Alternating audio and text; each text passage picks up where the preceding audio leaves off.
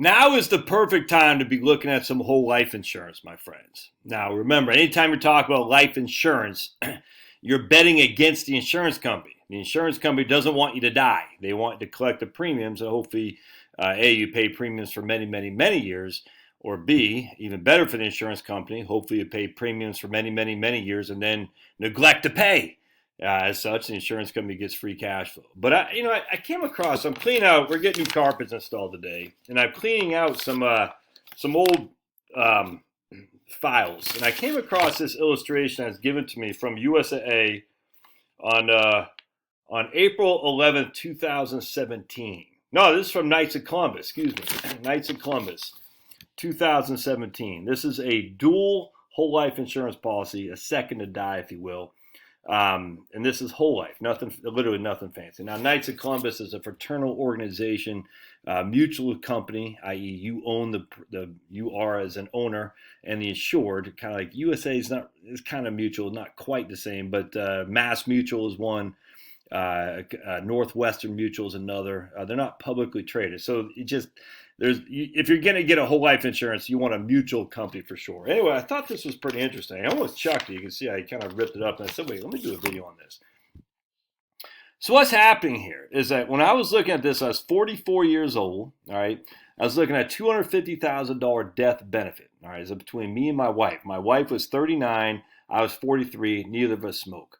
So the annual premium was going to be $1,300 a year, excuse me, not a month, a year. All right, so we're going to get a death benefit of $250. Now remember, it doesn't pay out until the second insured dies.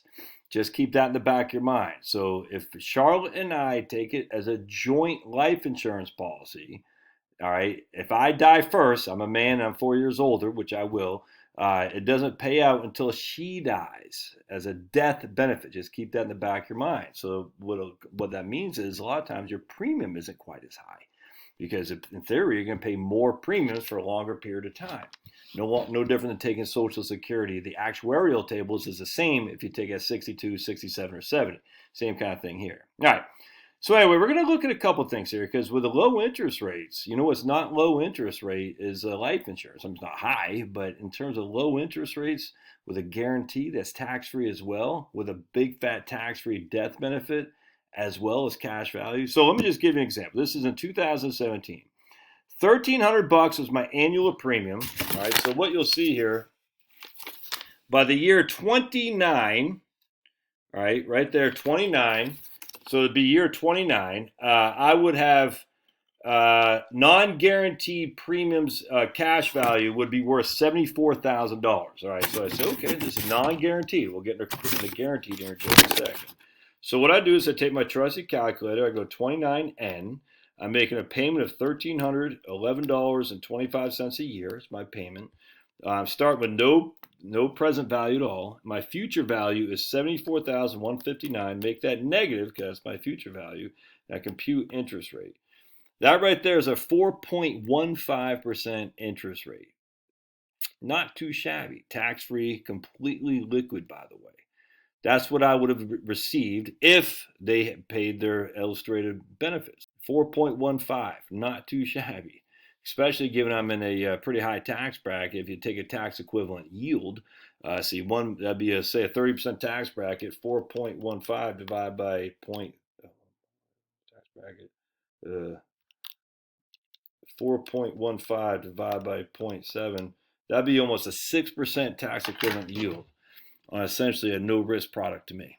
All right, now that's the cash value on non-guaranteed. All right, so the worst case scenario, and I still have $250,000 of death benefit too, by the way.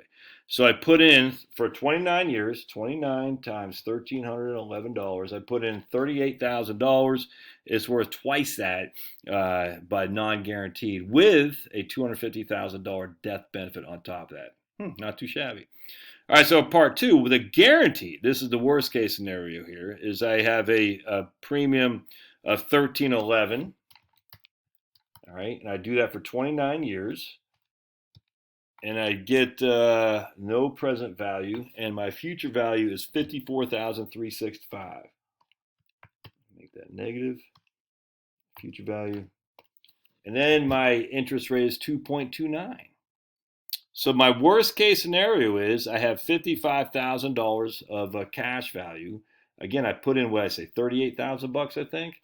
So I made 18,000 bucks, nothing fancy.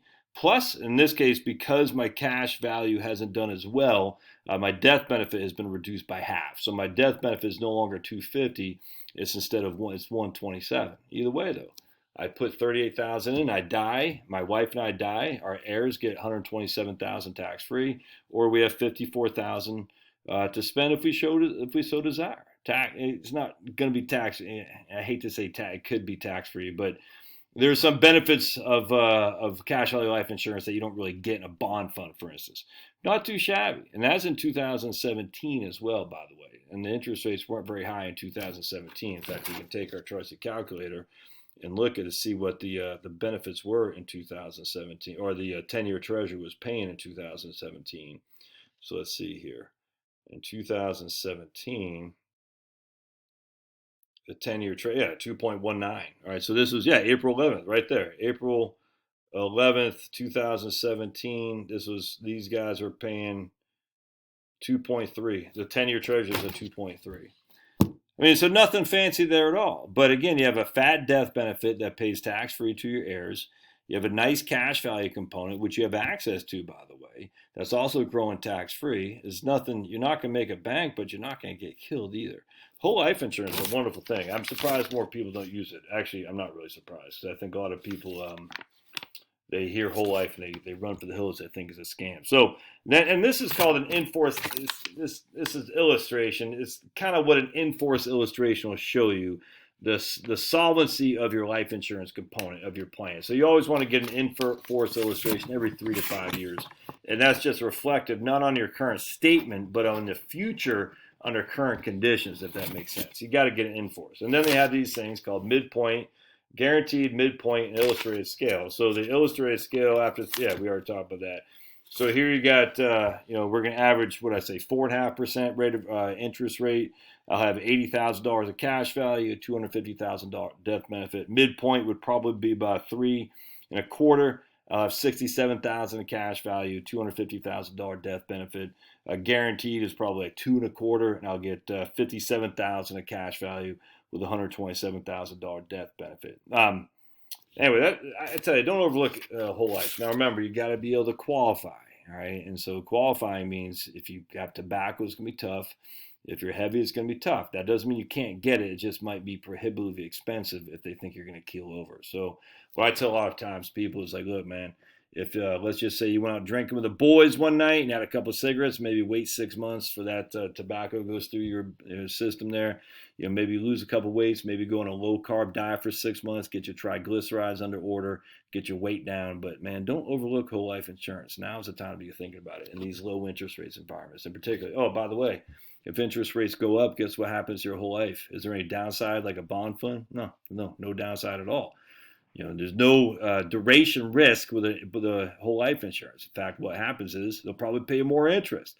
The simple reason because they're getting more interest on their bonds that they're buying. So the more interest rates go up, the safer you are, and the more interest rates you get as well. Love your thoughts. Thanks, now.